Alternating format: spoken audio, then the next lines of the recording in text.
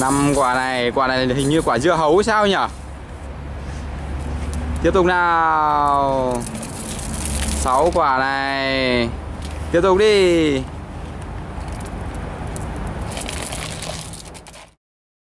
An TV. Hôm nay Tân An và Siêu Nhân sẽ thi nhau nhặt trứng nha. Và chúng ta sẽ mời một vị trọng tài đặc biệt, trọng tài siêu anh hùng. Xin mời trọng tài. Ok. Và bây giờ luật chơi sẽ là như thế này. Tân An và Siêu Nhân sẽ nhặt trứng về để ở vị trí này. Vị trí mũ đỏ là của Siêu Nhân, còn vị trí bông hoa là của Tân An. Trước khi thi nhau nhặt trứng, hai người sẽ có một cuộc đấu súng. Nào, đấu súng nào. Wow, Tân An đã thắng rồi. Bây giờ thi nhau nhặt trứng đi. Nhặt trứng nào, nhặt trứng nào. Wow, Tân An được một quả rồi. Một quả nhá. Ok, tiếp tục nào. Nhanh lên, Tân An nhanh lên. Nhanh lên, không còn là Siêu Nhân lấy mất đấy. Và quả này Siêu Nhân đã thắng rồi. Đâu, đây. Tiếp tục nào, Tân An nhanh lên. Đây, có một quả Tân An đây. Đây. Rồi, Tân An được 2 quả nhá. Nhanh lên. Wow. Nhanh lên.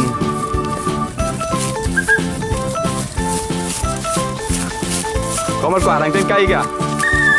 Và quả đấy là Siêu Nhân đã được rồi.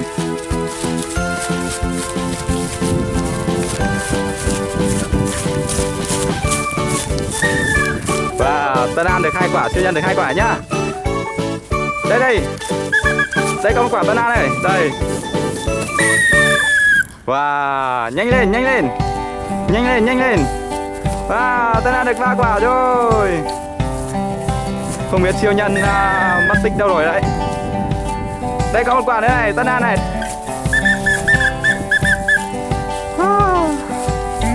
Và Siêu Nhân đã sắp thua rồi.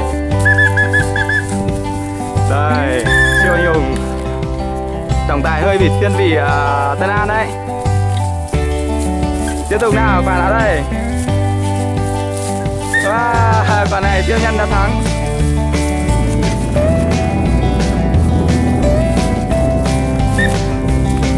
Và một người được 3 quả, một người 4 quả rồi. Tiếp tục. Đây có một quả Tân An này. Đây, Siêu Nhân đang tức giận, rất là tức giận Tân An. Tiếp tục nào.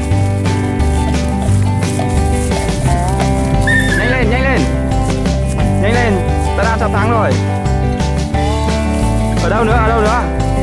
Tiếp tục nào. Đây, một quả rồi. Tân An đã thắng nha. Nhanh lên.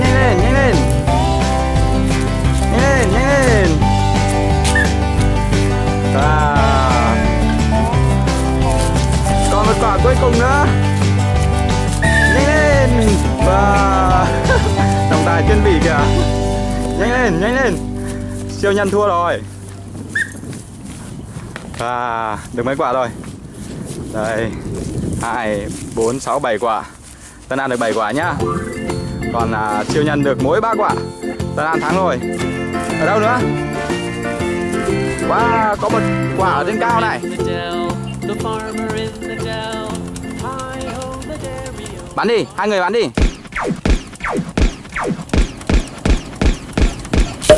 Wow, rơi rồi.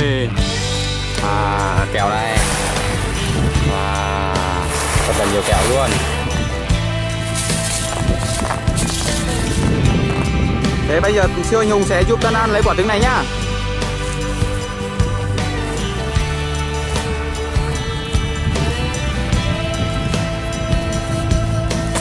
Rồi. Đây, Tân An nhặt đưa về vị trí của mình đi. Trận này Tân An thắng to rồi. Ok. Và cuộc thi nhặt trứng đã kết thúc. Và Tân An được mấy quả trứng đây anh Siêu Anh Hùng nhỉ?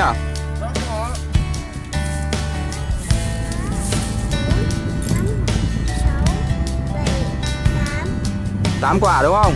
2, 4, 6, 8. Thế Siêu Nhân được. Wow, Siêu Nhân được mỗi 3 quả.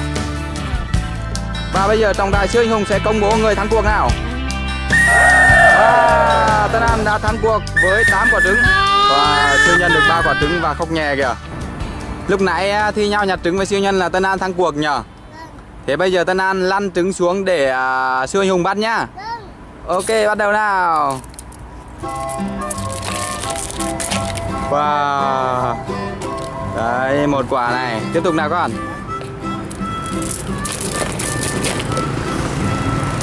Đấy, 2 quả này. Tiếp tục. 3 quả này. 4 quả này. 5 quả này. Quả này hình như quả dưa hấu sao nhỉ? Tiếp tục nào. 6 quả này. Tiếp tục đi. 7 quả này. 8 quả này. 9 quả này. 10 quả này. 11 quả này. Và bây giờ Tân An và bố sẽ đi tìm một chỗ nào chúng ta sẽ bóc trứng nhá. Nào chúng ta đi thôi. Nào chúng ta về nhà bóc trứng thôi. Tân An thắng còn Siêu Nhân thua nên là phải chạy bộ kìa. Lêu lêu lêu lêu. Về nhà thôi nào.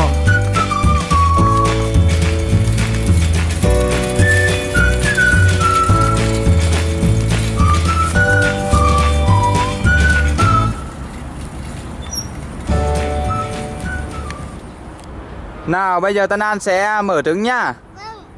Bắt đầu thôi. Và phải dùng búa đập đúng không? Trứng này là trứng gì đấy nhỉ? Đây là thô mát này. Thô mát đấy. Khủng long này. Tiếp tục nào, tiếp tục nào.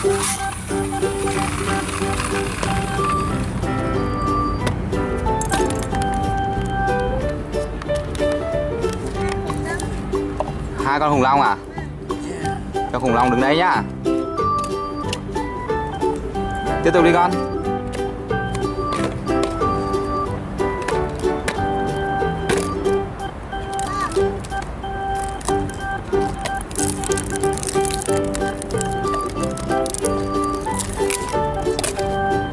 Tân An mở được nhiều đồ chơi thế.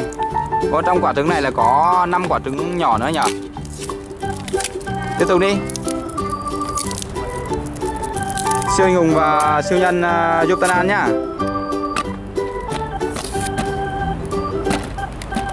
Đập mạnh lên, đập mạnh lên. Mạnh nữa.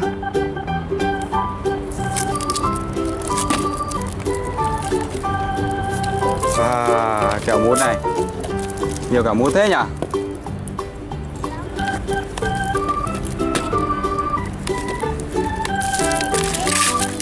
Và ô tô này.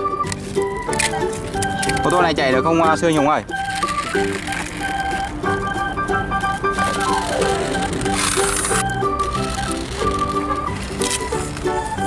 Đấy, thô mát và 3 ô tô, 2 ô tô cùng chạy với nhau nhá. Này, tiếp tục.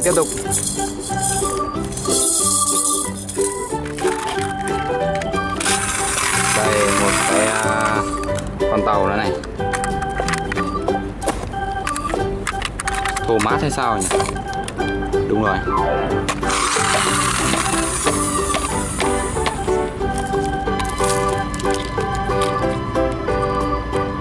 Tiếp tục nào, nhanh lên nào. Nhanh tay lên.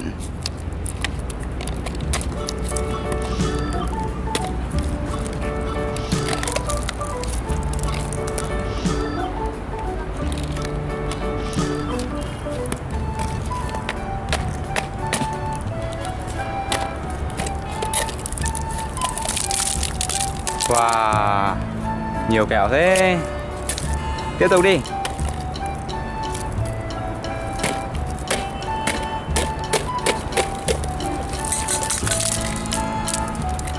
Tối nay siêu nhân và siêu anh hùng thao mà ăn kẹo nhá.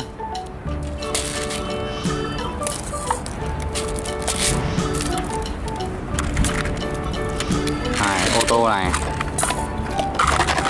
Và kẹo dưa hấu này.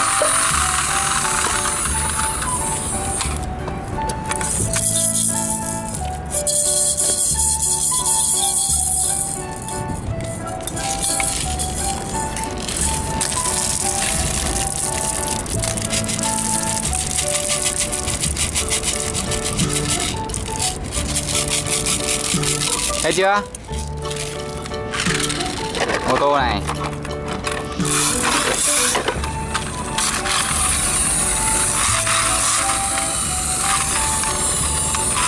Tân ăn bóc hết kẹo chưa? Hạt trứng chưa?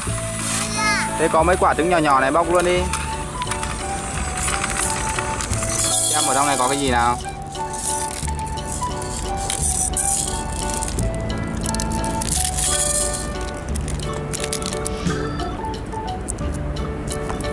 Rất chi là nhiều kẹo, tùm lum tà la cả rồi.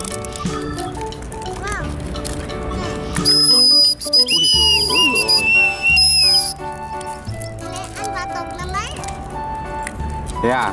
Không đầu đâu. Chúng ta chỉ chơi thôi, không ăn đâu. Ăn nhiều là hỏng răng đấy. Cái còi đúng không? Ôi giời.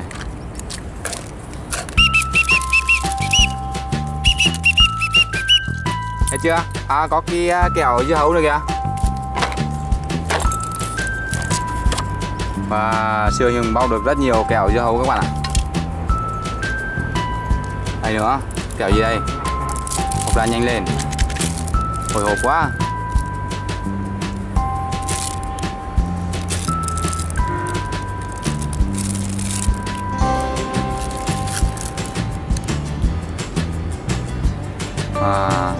Viên gì đấy nhỉ?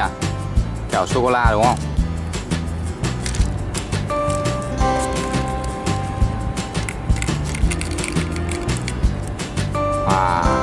Kẹo bi, kẹo sô cô la. Ok.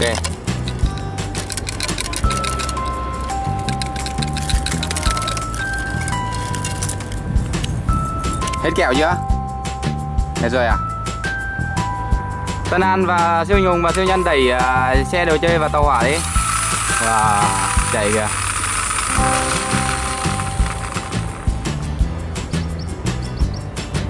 Và Tân An và siêu anh hùng và siêu nhân bóc được quá nhiều kẹo và đồ chơi luôn. Một đàn khủng long luôn nhỉ. Mọi người đã bóc hết trứng chưa? Thế chúng ta chào tạm biệt các bạn để về nhà nhá. Nào, Tân An chào tạm biệt các bạn nào. Hẹn gặp lại các bạn trong video lần sau nhá. Các bạn hãy đăng ký kênh của An Anh nhé. Hẹn gặp lại các bạn.